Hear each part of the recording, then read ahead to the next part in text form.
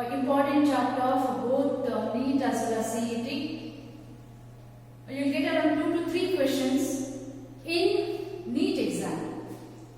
And the CET also you can expect around 2 questions from this chapter. You need to study the textbook thoroughly. The name of the male gametophyte, female gametophyte, their development, their structure, and what exactly happens during the fertilization, development and types of embryo development and types of, not development, the types and examples of endosperm, the seeds, structure of the seed, type of the fruits with example, apomixis, definition with example, polyembryony, definition with example. All those things you need to concentrate. Along with that, usually you don't get diagrammatic questions in NEET exam. So just the structure and different parts you have to remember. Say if it is a megasporangium, the different parts of the megasporangium. So they'll ask you, it may come in a statement type of question also. And the different layers of tiers of anther with their function, the pollen grain structure, all those things you need to concentrate. So today's session, let us discuss some of the important bits in the same chapter. That is how to look at the first slide. Exine of the pollen grain is made up of. The question is on male gametophyte.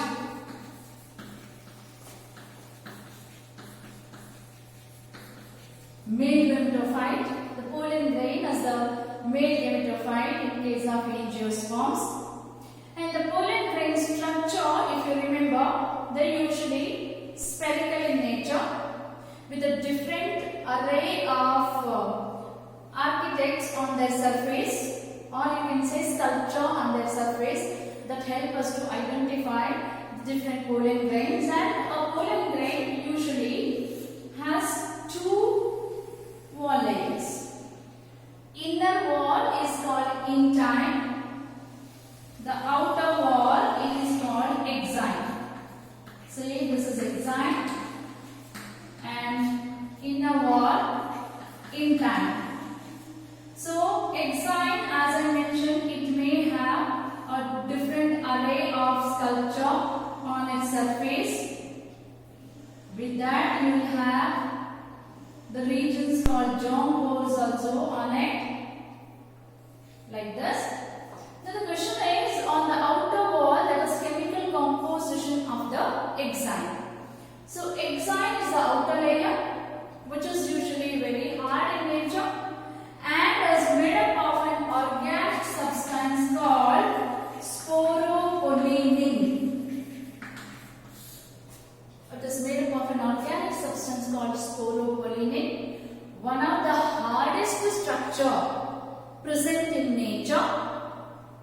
And the sporopollenin is secreted by the Ubisk granules that are produced by the tapetum.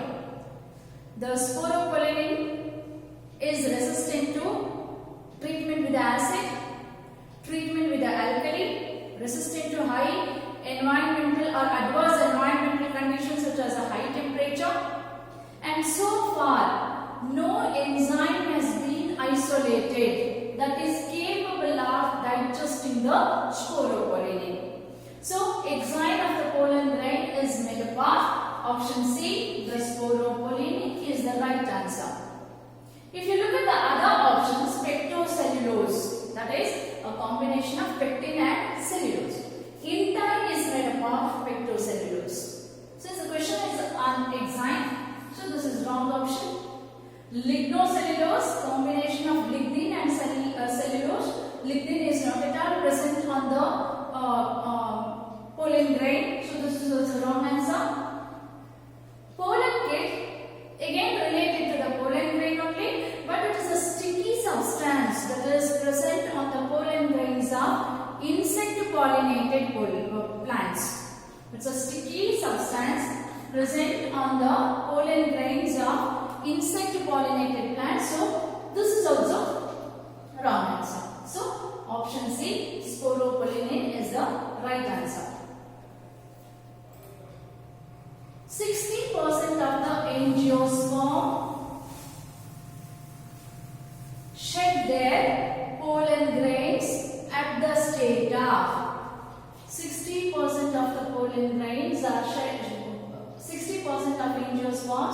shed their pollen grains at the 2 cell stage, 3 cell stage, 4 cell stage, 1 cell stage.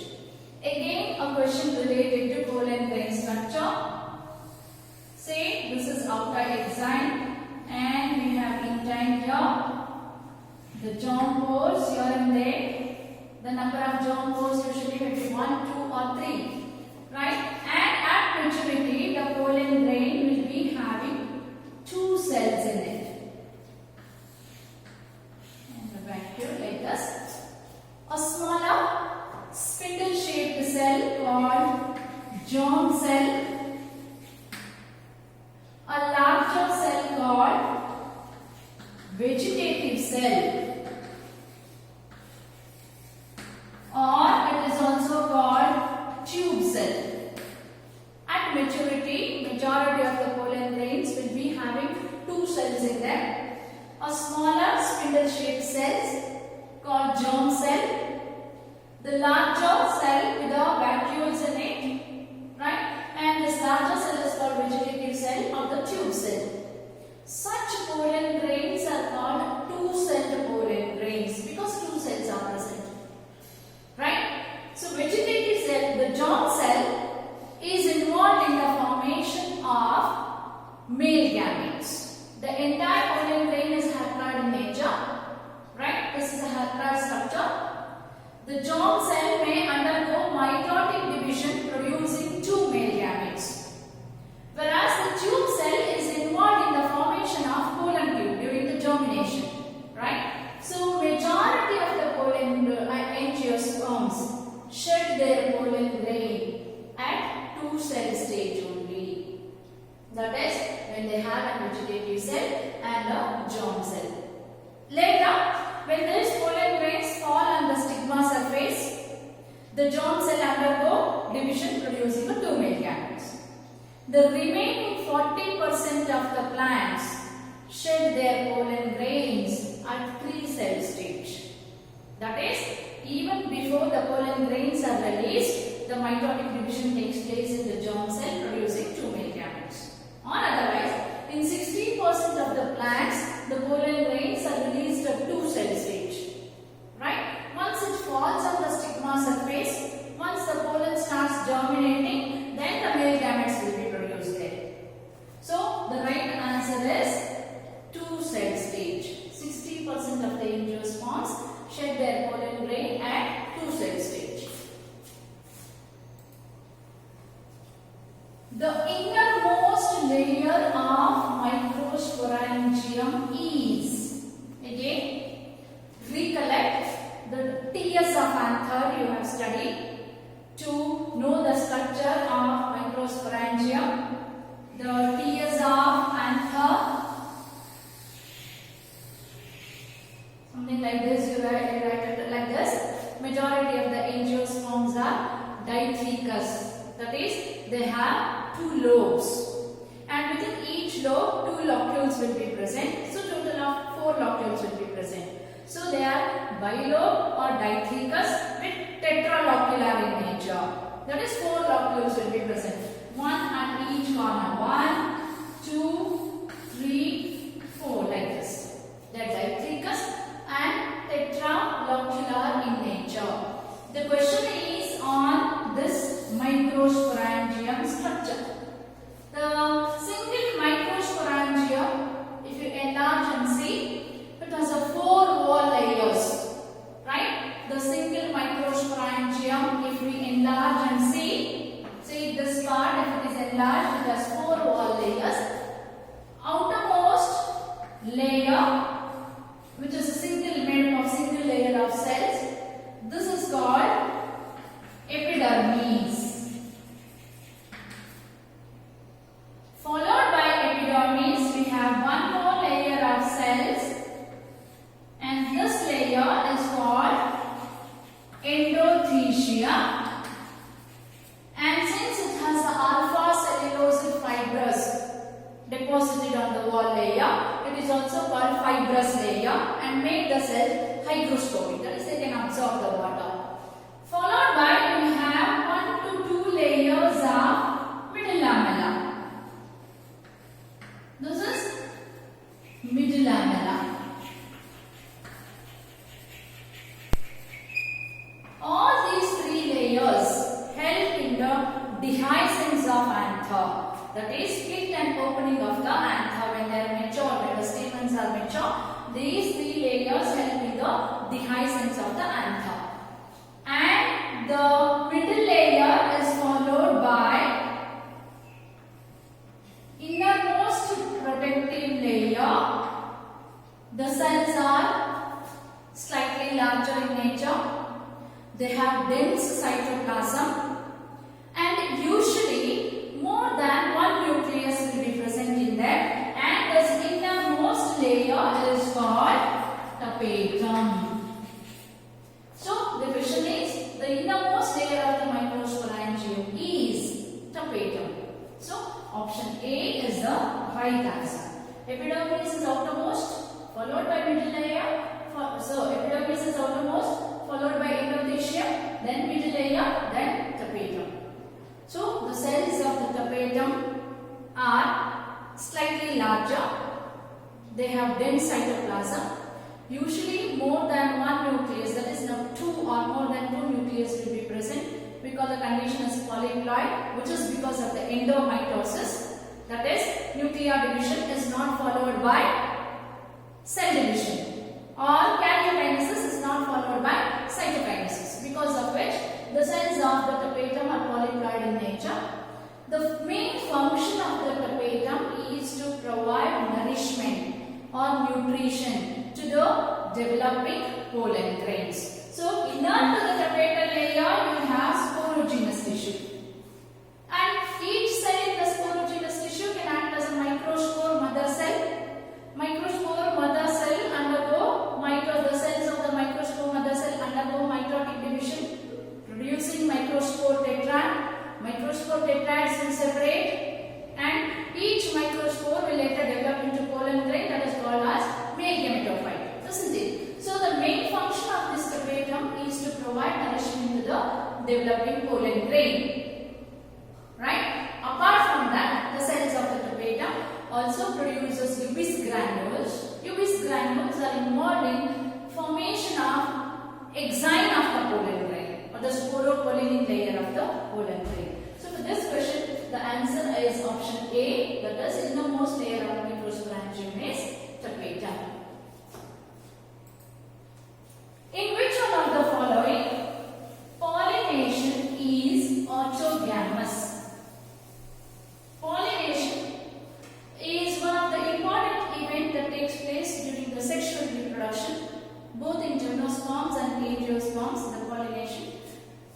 So pollination, and as you know the definition, is the process of transfer of pollen grains from the anther to the stigma surface of the same flower, or two different flowers of the same plant, or two flowers of a different plant that are closely related. So the process is called pollination. Pollination can be broadly classified into two types.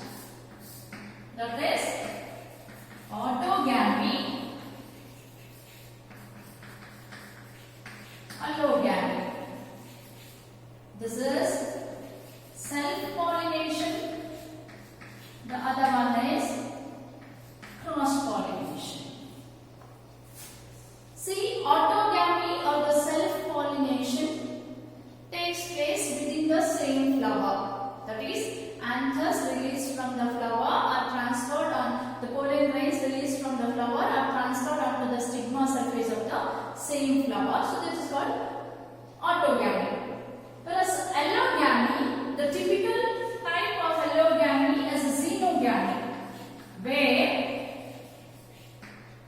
the pollination takes place between two flowers that are present on two different plants that are closely related.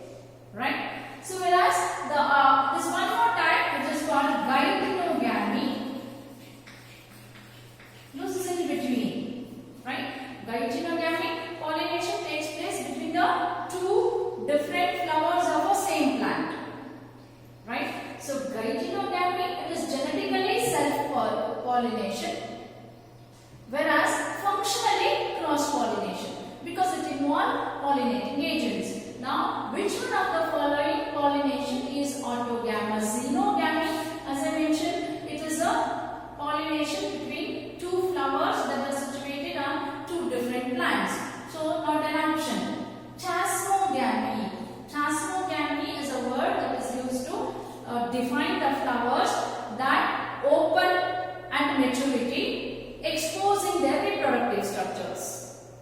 So if a flower opens at maturity, exposing the stamens and the stigma, there is a chance of both self-pollination or cross-pollination.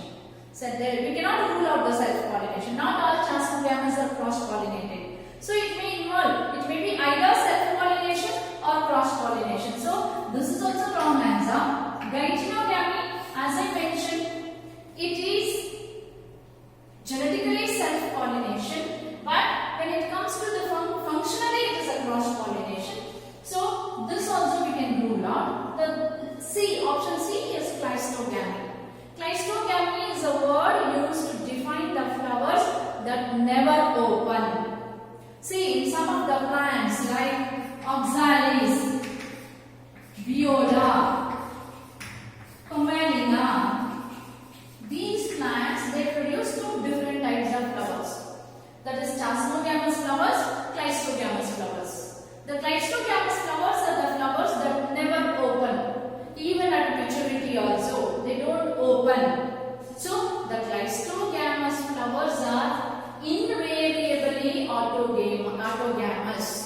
Invariably autogamous means they don't have any other option. They have to undergo self-pollination only. So, we go with the option C, the cleistogamy, because they are invariably autogamous in nature. In all other processes, right? So, xenogamy is always cross-pollination. Whereas geitonogamy and chasmogamy, the self-pollination may take place, but there are chances of cross-pollination also. So, we rule out these two also. Option C is the right answer.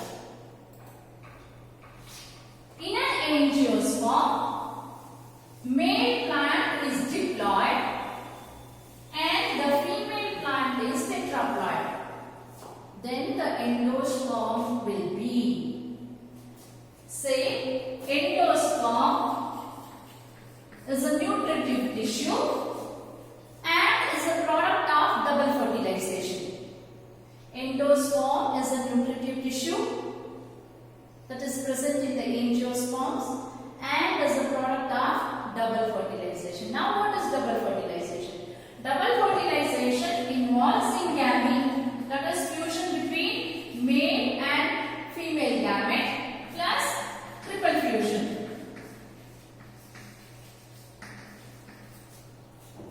Say double fertilization involves syngamy and triple fusion.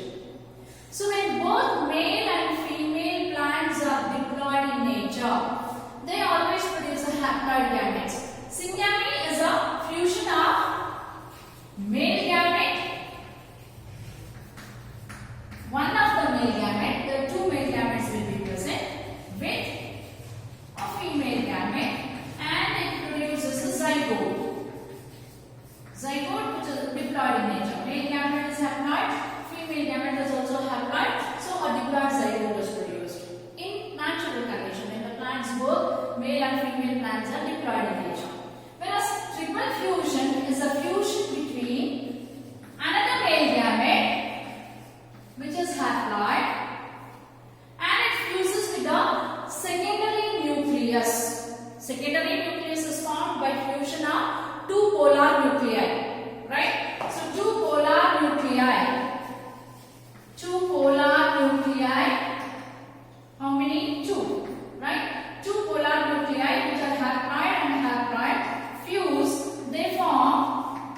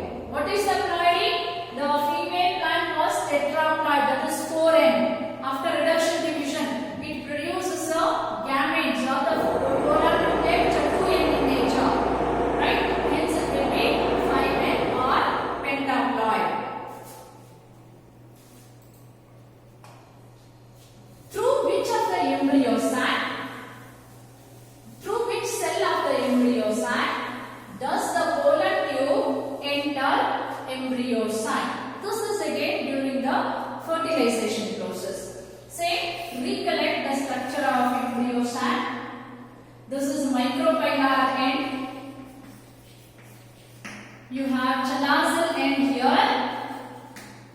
At the chalazal end, you have 3 cells. These are called anticodols, and 2 secondary nuclei, polar nuclei in the central cell. And at the micropylar end, you have 2 cells with the filiform apparatus. These 2 cells are called synergids. With this, we have an egg cell. So together they are called egg apparatus. And in majority of the angiosperms, during fertilization, the pollen tube enters into the ovule through micropylar end. So this embryo sac will be present inside the ovule, right? Ovule present inside the ovary, locule of the ovary. So pollen tube will be entering through the micropylar end only. The filiform apparatus present at the base of the synergid guide the entry of pollen tube into the embryo sac, and the synergid through which pollen tube enters is called degenerating synergid. It degenerates once the pollen tube enters. It degenerates, right? So the pollen tube enters the embryo sac through which cell? Degenerated synergid is the answer. Milky water of enterococonut is liquid gamete, liquid nucellus, liquid female gametophyte, liquid endosperm, right? The water which is present in the coconut is the question on it. See, the coconut water is a product of double fertilization, right? So it is nothing related with the gametes. That is not the gamete. The gametes cannot be liquid. They are cells, right? So it is an endosperm which is present in the coconut. The liquid water in the coconut is an endosperm. It is called liquid endosperm, or it is called free nuclear endosperm. Endosperms can be broadly classified into 2 types. That is cellular and free nuclear.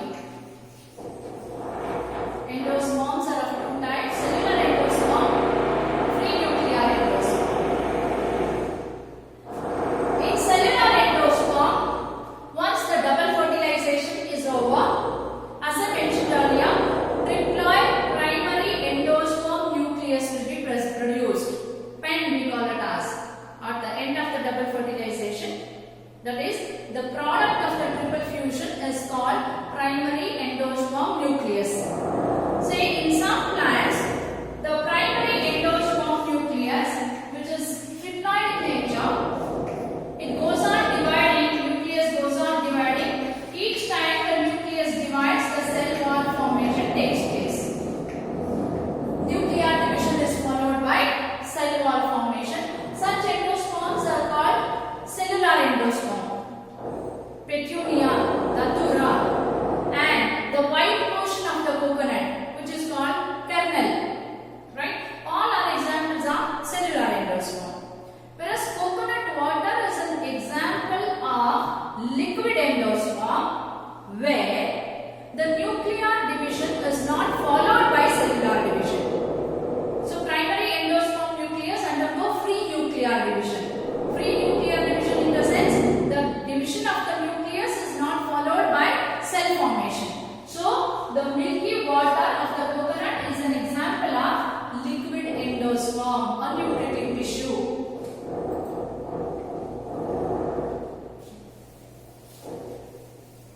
The next slide.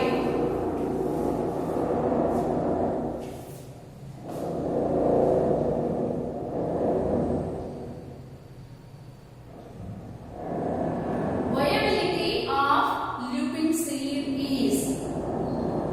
So seed viability is defined as the ability of a seed to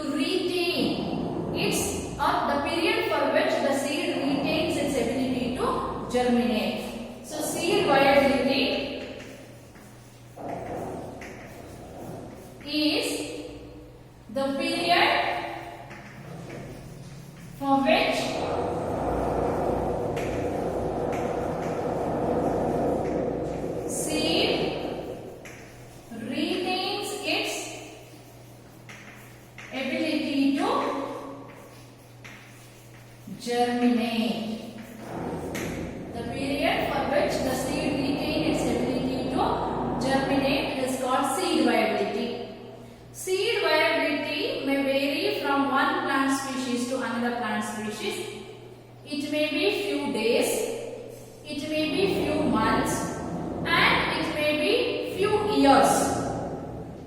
The highest period of viability shown by a seed is that of a lupin seed. Say lupin arcticus is obtained from a plant called produced by a plant called Lupin arcticus. The seed was obtained from Arctic tundra. And when viability was estimated, it showed that the seed remained viable for 10,000 years. So, option A is the right answer. There is a one more seed called, that is given in your textbook, a plant called Phoenix dactylifera, which was obtained during excavation of King's Herod Palace. Right? Phoenix dactylifera, the seed of Phoenix dactylifera remained viable for 2000 years. But highest record is that of a lupin seeds produced by a plant called Lupin arcticus. It remained viable for 10,000 years. Option A is the right answer.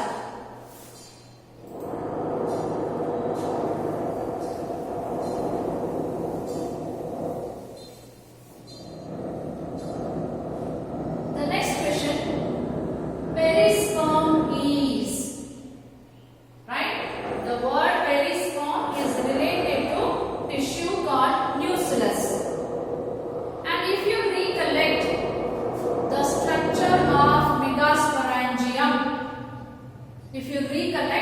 the structure of megasporangium, you know what nucellus is, right?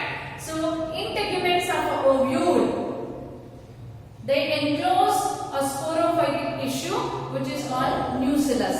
Remember, the nucellus is enclosed by integuments. Ovule structure you have to recollect.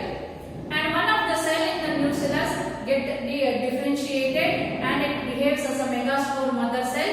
From the megaspore mother cell, a single functional megaspore will be developing into female gametophyte or the embryo sac.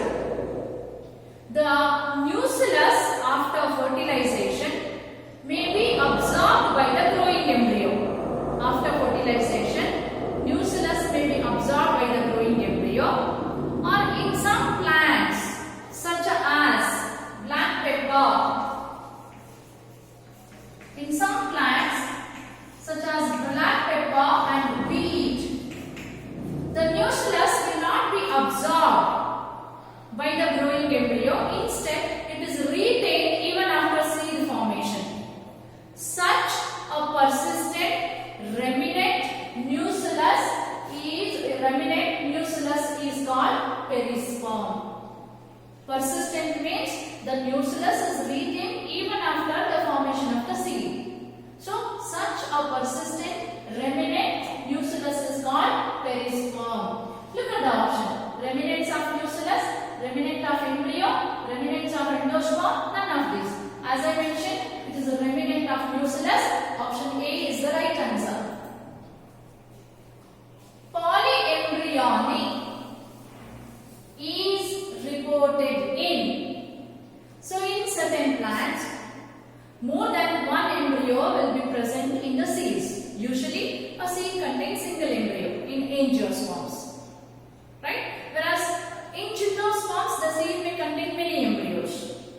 Rarely, in some plants in angiosperms also, the seed may have more than one embryo. So, presence of more than one embryo in the seed is called polyembryonic.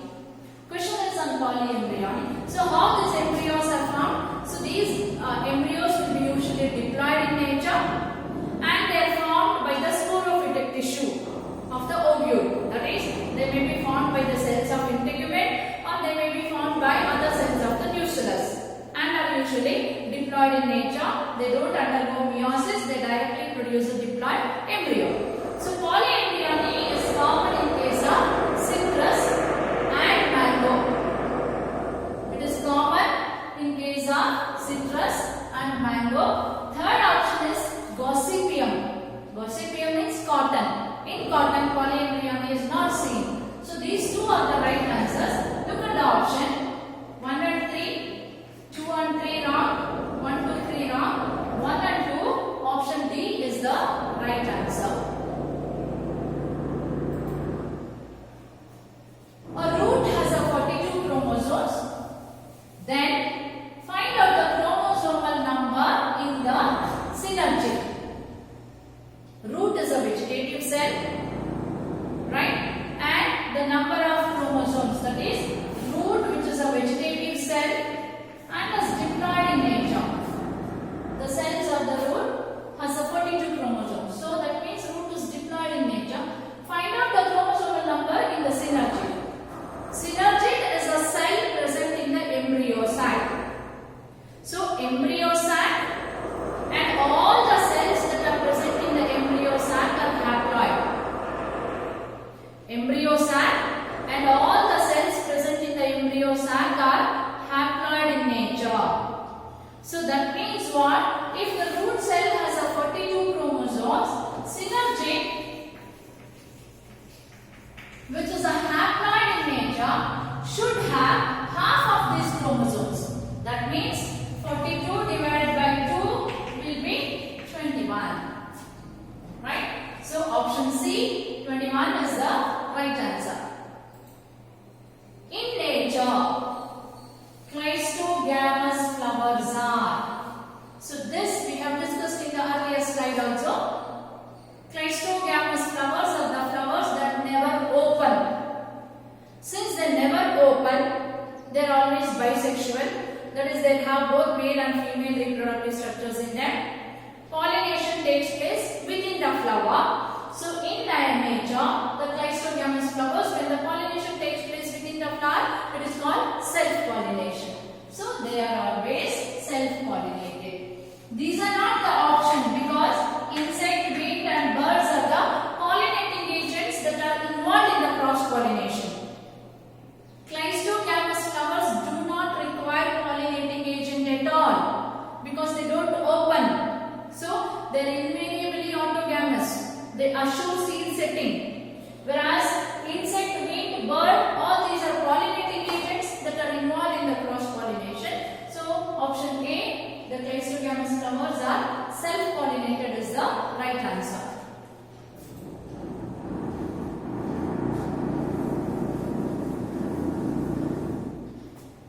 Study the following and find the correct option. So it is a statement type of question. You need to read all the statements, then go for choosing the options.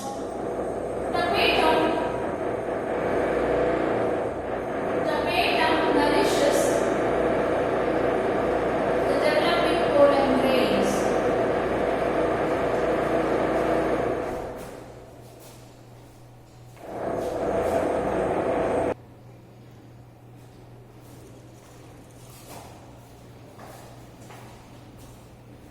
So read the statements. Tapetum nourishes the developing pollen grain, and as we discussed earlier, tapetum is a nutritive tissue and the function of the tapetum is to nourish the pollen grain. So this is the right statement. The second statement, hilum represents the junction between the ovule and the funicle. Ovule structure, if you all remember, like this.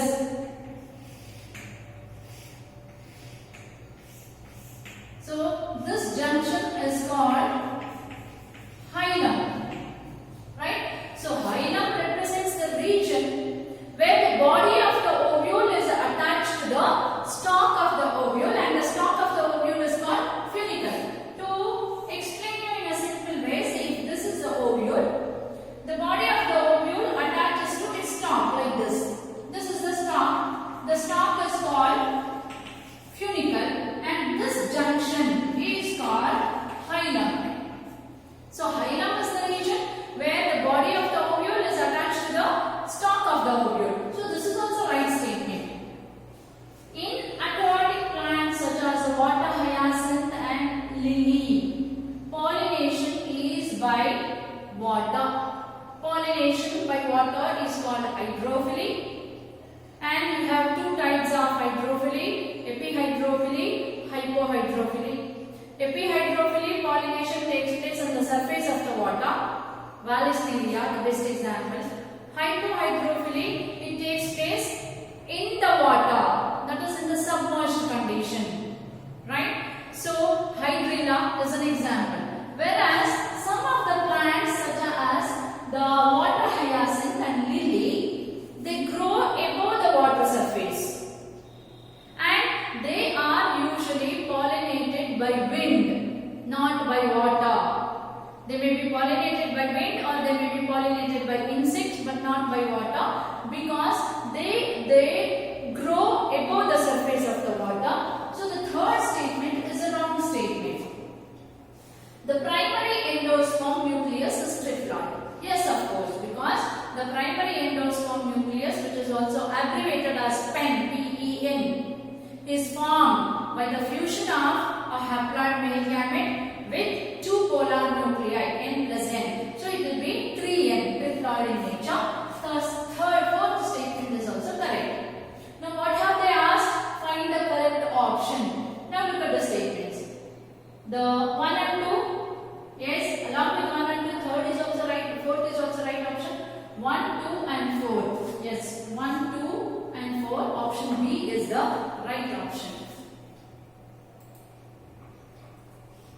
Genotype of endosperm is ZZA. Find out the genotype of male and female plant respectively. So, how is the endosperm formed?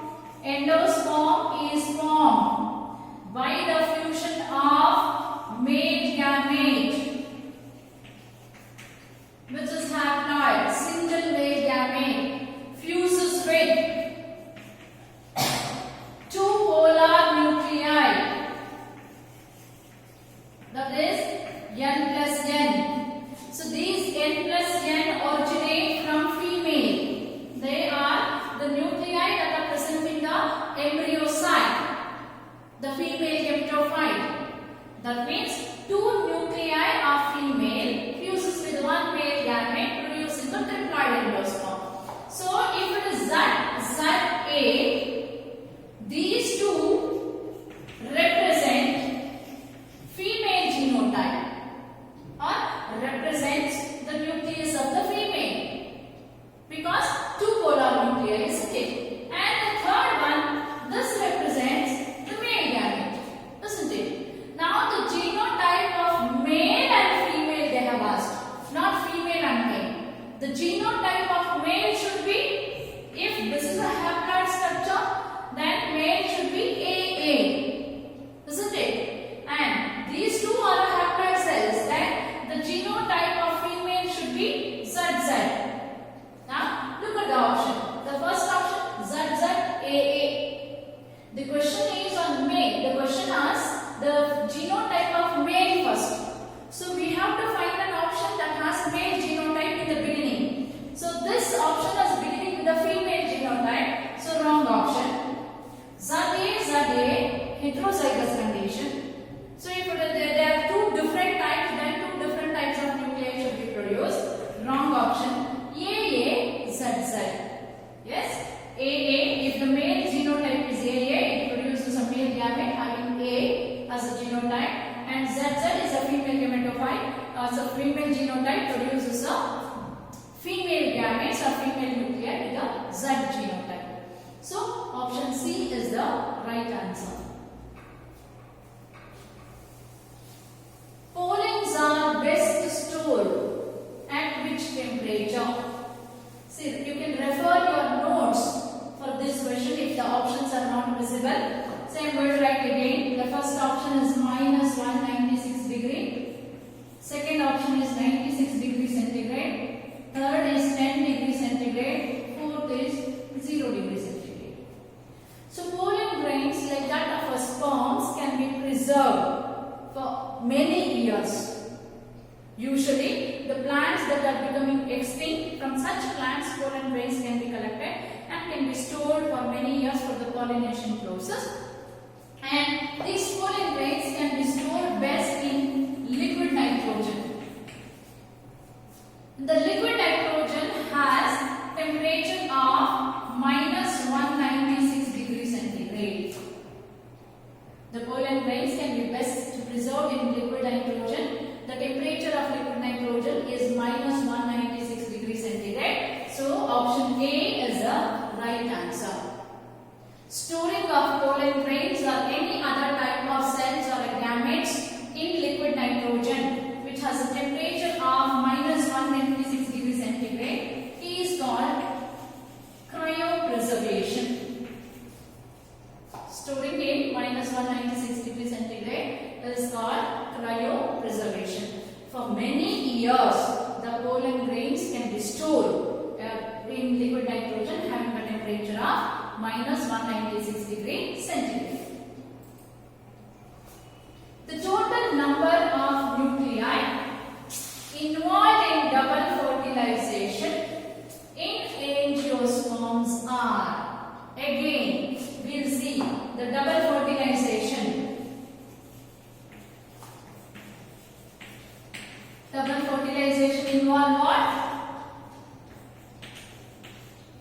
Syngamy plus triple fusion. Right? So the question is on total number of nuclei involved in double fertilization. In syngamy, you have a male gamete which is haploid, one nuclei fuses with a female gamete. N, so 1 plus 1, 2 nuclei, triple fusion, another male gamete, N fuses with 2 polar nuclei, N plus N. So now count the total number of nuclei involved, 1, 2, 3, 4 and 5. So total number of nuclei involved in double fertilization are option D, 5. Emasculation is not required in. Emasculation is a step in artificial hybridization wherein the anthers of a flower are removed during the flow of floral bud condition using a pair of forceps, right, to avoid self-pollination. Emasculation is a step in the artificial hybridization where you will be removing all the anthers from a bisexual flower, that is flower that has both male and female reproductive structures in it. How do you remove? Using the pair of forceps. When is the emasculation carried out? When the flowers are in the bud condition, right? So why do we carry out emasculation? We carry out emasculation to prevent self-pollination. So whenever the female plant that we have selected for the cross hybridization is bisexual in nature, from that female plant we remove all the anthers to avoid self-pollination. So when is this emasculation not required? Emasculation is not required if the selected female plant is unisexual in nature. Unisexual in the sense, so unisexual, or you call it as a when it is unisexual in nature, that means it is either pistillate or staminate in nature. Or bisexual flower, bisexual, we need to carry out the emasculation. Dioecious flower is similar to that of a unisexual flower. Dioecious flowers are flowers in which male and female reproductive structures are present in two different flowers, like that of a dioecious plant. So when the flowers are unisexual, that is when they are either staminate or pistillate. Another word for unisexual is dioecious, isn't it? So both option A and D are the right answer.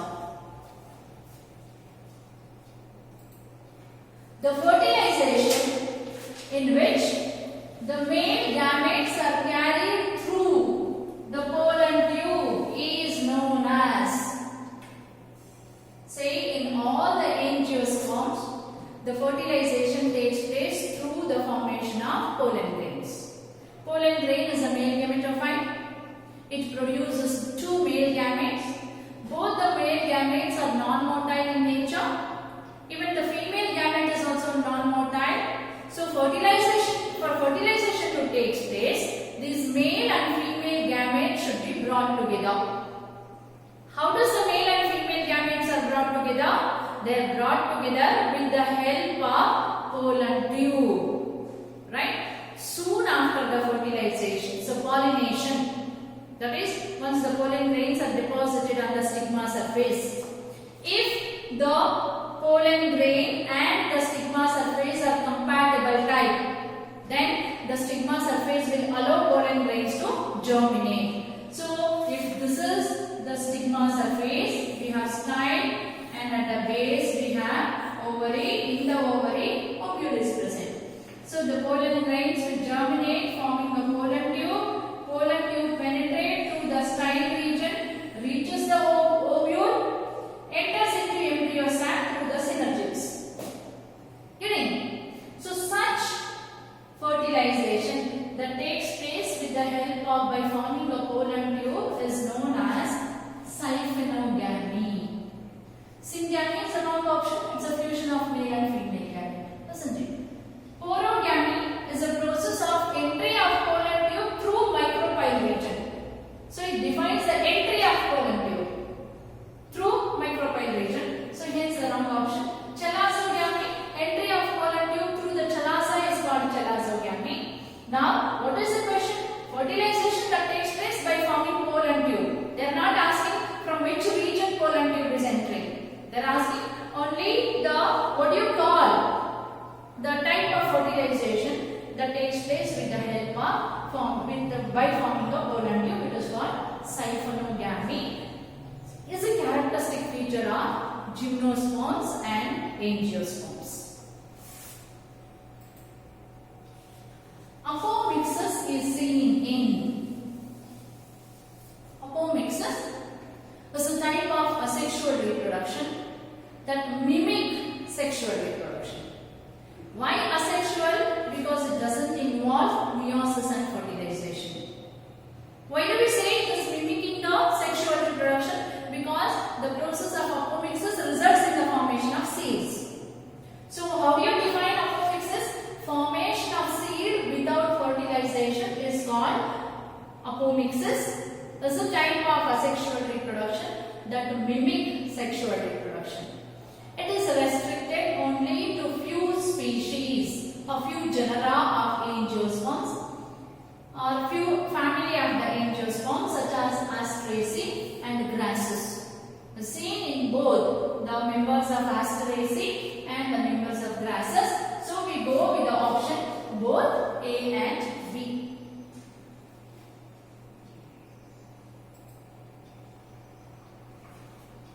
The next question. Antipodal cell, egg cell, synergid cell, secondary nucleus, male gamete. Out of the 5 names given above, find out haploid cells. Right? So, antipodal cell, egg cell. Now, all these antipodal cell, egg cell, all these are present inside the embryo sac. Embryo sac structure I had drawn earlier. Antipodal cells are the 3 cells that are situated towards the chalasa layer. Right? And at the base you will have 2 synergids and an egg cell. As an egg cell. These 2 are synergids. And this is central cell. And at the center we will have 2 polar nuclei which are also haploid. These 2 polar nuclei fuse just before the fertilization, forming a secondary nucleus which will be diploid in nature. Right? These 2 will fuse just before fertilization, forming a diploid secondary nucleus. Right? Whereas all these antipodals, egg cells, synergids, and including the central cell, all the entire embryo sac is haploid in nature because it is formed by the haploid megaspore. So now look at this. Antipodal cells are haploid. These are haploid. egg cells are also haploid. Synergid also haploid. Only secondary nucleus is diploid. Male gamete of course haploid. Now find the option. So it should be 1, 2, 3 and 5. So option C 1, 2, 3 and 5 is the right answer. Wind pollinated flowers. The next question. Wind pollinated flowers often have. So you need, in your textbook or in your syllabus, you need to study 2 abiotic pollinating agents, that is water as a pollinating agent, wind as a pollinating agent, and different biotic pollinating agents also you need to study. You need to remember the characteristic features of all the different types of flowers that are pollinated by the different pollinating agents. Question is on wind pollinated flowers. Wind is an abiotic pollinating agent. Wind is an abiotic pollinating agent, and the wind pollination or pollination by wind is also called anemophily. Pollination by wind is also called anemophily. It is very common in grasses, or you say cereals, right? It is very common in grasses and cereals. Since the pollination takes place with the help of abiotic pollinating agent, the success of pollination is a chance factor. That is, wind while carrying this pollen grains, the pollen grains may get deposited on right type of flower, or they may get deposited on wrong type of flower also, or many of the pollen grains may go waste. Right? To increase the success rate, usually wind pollinated flowers will produce huge number of pollen grains, and they will have feathery stigma, so that the flowers, the stigma can capture the pollen grains that are carried by the air current. And ovule will have, so ovary will have single ovule to increase the chance of fertilization. Right? The ovary will have single ovule in them, and usually the flowers are colorless, nectarless, scentless. They don't produce any aroma. And when the flowers will be usually small in nature, and they will be grouped in the form of an inflorescence. So all these are characteristic features of wind pollinated flowers. Look at the options. Single ovule in each ovary. Yes, to increase the rate of successful pollination and fertilization, they will have single ovule. Numerous flowers are packed into inflorescence, which is also right option. Right? Flowers will be usually small in nature. They all will be packed in the form of an inflorescence. Both A and B, none of the above. Since both A and B are the right answer, we go with the option C. Right? So option C is the right answer for the second question. Which of the following statements is wrong? Look at the statements. Pollen grains remain viable for several months because their outer covering is made up of sporopollenin. Yes, sporopollenin we have discussed earlier also. It is one of the hardest organic substance that is present in the nature.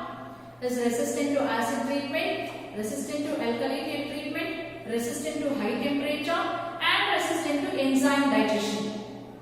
Because of which the pollen grains can remain viable for many hours or many days or many months. Say for example, the pollen grains of Solanaceae, Rosaceae, Liliaceae and all, they can remain viable up to 3 months. Right? So why they can remain viable? Because of that hard sporopollenin that is present on their enzyme. So the first statement is the right statement. No enzyme can degrade the sporopollenin. Yes, so far no enzyme has been isolated that can degrade sporopollenin.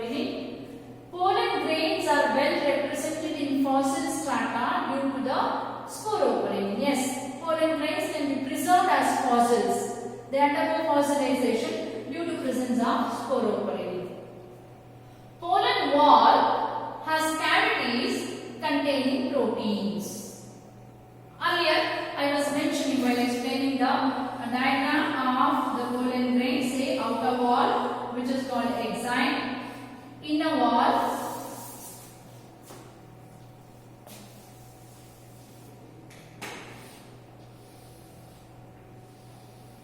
outer wall is called exine. This is called exine.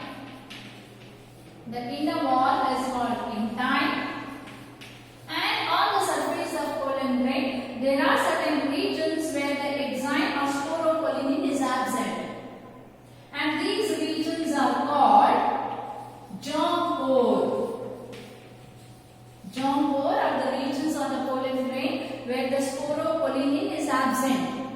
What is present? The sporopollenin is a composition of exine. So if that is absent, the inner wall composition will be present. What is that? Cellulose and pectin. Right? So, pollen wall has cavities containing protein. Cavities are nothing but the germ pore, region through which the pollen tube emerges out during germination. So in that region, proteins are not present. Instead, only intine will be present. So, last statement is wrong statement. Proteins will not be present there. So these germ pores are the regions where the sporopollenin is absent. So last statement is a wrong statement. So which of the following statement is wrong? Option D is wrong.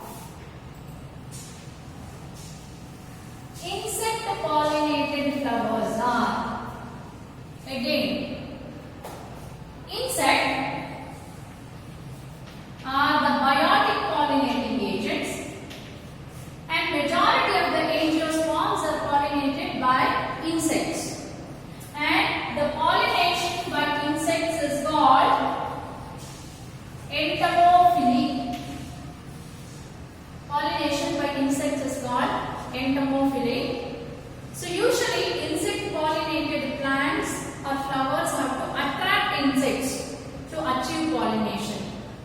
So in order to attract insects, usually the insect pollinated flowers are brightly colored, so that insect can detect those flowers from a long distance only. They produce nice aroma or scent, right? So again, to attract the insects, they produce nectar, a juicy sweet syrup. Usually the insect will visit the flower to collect the nectar. While collecting the nectar, they bring about the pollination, right? So all these are characteristic features of insect pollinated flowers. They brightly colored, they produce nectar, they produce nice aroma, and many of them can even produce edible pollen grains. Right? Insects will visit the flowers to collect eat the pollen grains. During the process, they bring about the pollination. On many flowers, they provide a safe place to lay the egg for insects. All these are characteristic features of insect pollinated flowers. Now, let us have a look at the options. Nectar producing, yes. Colorful, yes. Fragrance also, yes. So, we go with the option D. All of these is the right answer. So, insect pollinated flowers are usually nectar producing, colorful, fragrance producing. So, because we have an option for all of these, we go with that.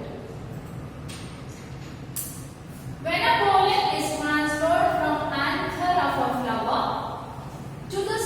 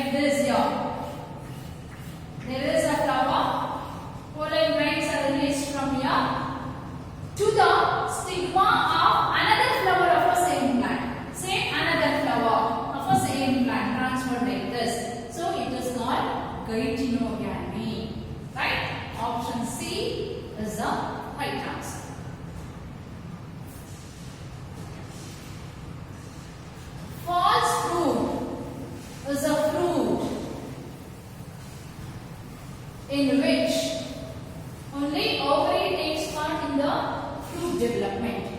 So when only ovary takes part in the fruit development, say after fertilization we keep saying ovary gets converted into fruit and ovule gets converted into seeds, we say, right? When the ovary directly develops into a fruit, it is called true fruit. Say mango is the best example. Tomato is another example. So option A is a wrong option. Only embryo takes part in the fruit development. Embryo, as you all know, embryo will be present inside the seed. Embryo gives rise to plantlet, a new plantlet. So this is also wrong option. Only chalaza cells take part in the fruit development. Chalaza cells are the cells that are present in the embryo sac, and these will degenerate. Antipodals we call them. Chalaza cells are also called antipodals. Soon after fertilization they degenerate. Wrong option. Ovary and other floral parts is included in the fruit. Yes, option D is the right answer.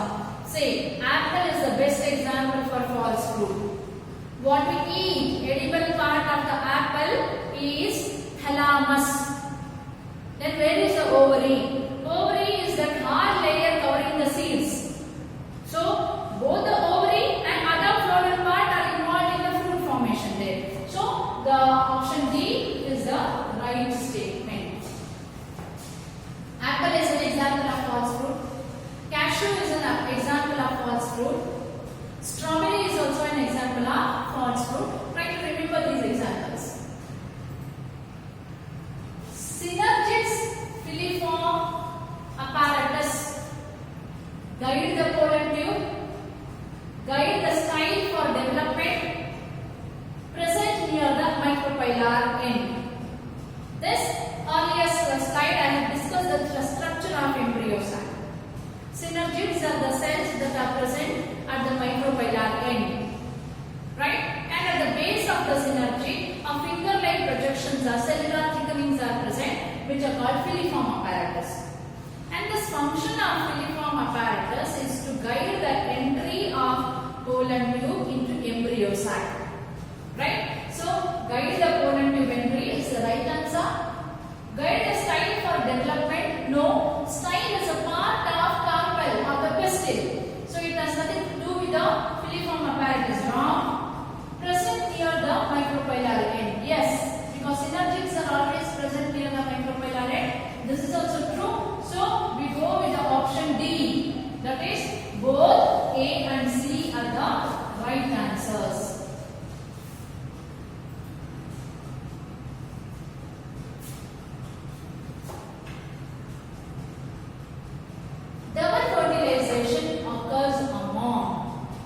Double fertilization in what? Syngamy and triple fusion. End product of syngamy is a zygote that later develop into embryo. End product of triple fusion is a primary endosperm nucleus that later develops into endosperm, which acts as a nutritive tissue for the growing embryo. So this double fertilization is characteristic feature of only angiosperms.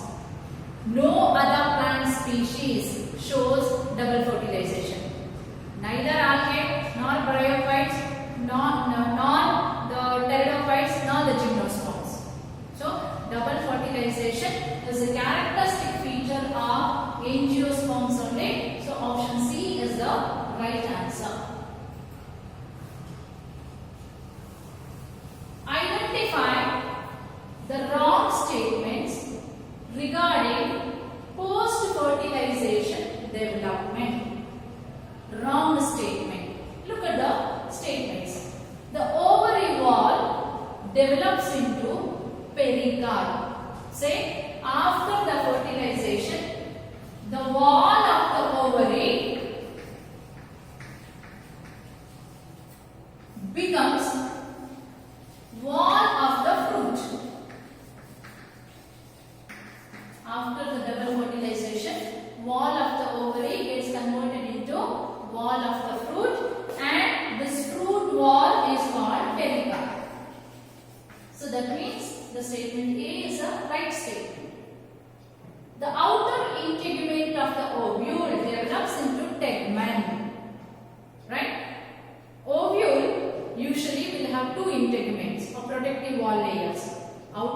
integument, inner integument.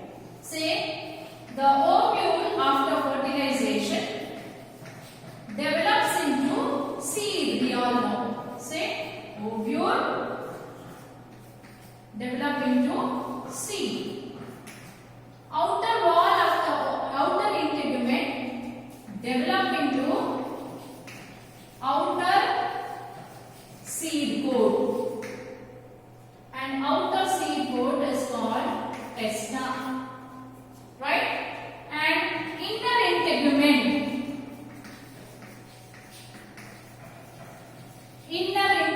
of the ovule, inner protective wall of the ovule develop into inner seed coat. Inner seed coat is called tegmen. So now, what is the option? Statement: the outer integument of ovule develops into tegmen. No, look here. Which integument is developing into tegmen? It is inner integument. Inner integument is developing into inner seed coat called tegmen. Outer integument is developing into testa. Now they are given outer integument of the ovule develops into tegmen is a wrong statement. Outer integument develops into testa, outer seed coat. The fusion nucleus, that is triple nucleus. Triple nucleus is one male gamete, two polar nuclei. Develops into endosperm. Yes, they first get converted into primary endosperm nucleus. Primary endosperm nucleus develops into endosperm. The ovule develops into seed. Of course, yes, true statement. So, which is the wrong statement? Option B is the wrong statement. Devices for self-pollination.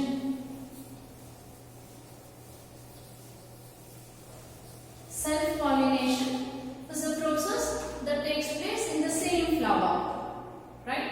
Autogamy we call it as, right? So if the flower has to undergo self-pollination, it should be bisexual in nature. That means it should have both male and female reproductive structures in it, right?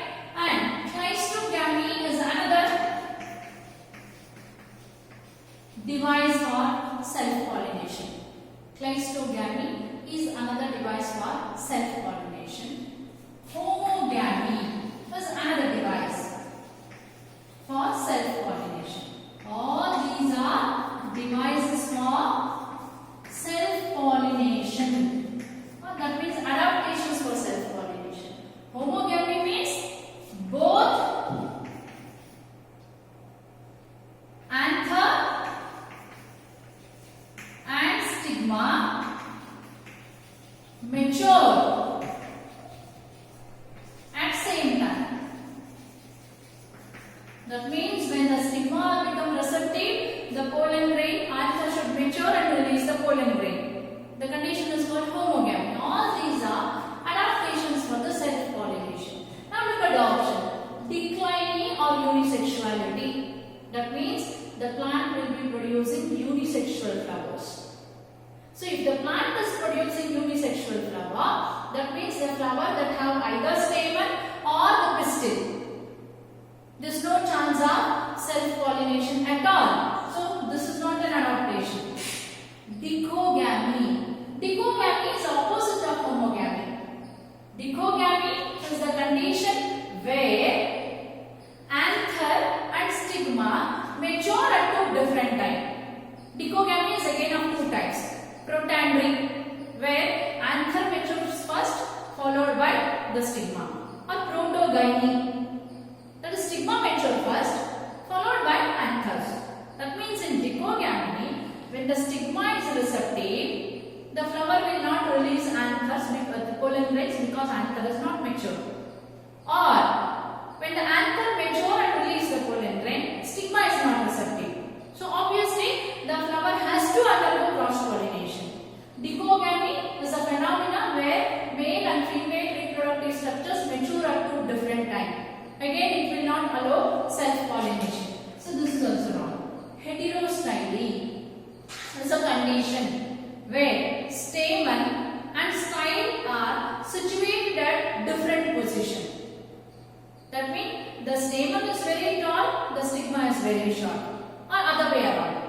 The stigma, the style is very long. The stigma is situated above. The anthers or stamens are situated below. Again, it will not allow self-pollination. So heterostylia is also not an adaptation. So since all these three are not adaptations, fourth one is none of these. We go with the fourth option, none of these. Clear? So with this, I'll be completing the discussion part. Again, as I keep saying, read your textbook thoroughly. Thank you.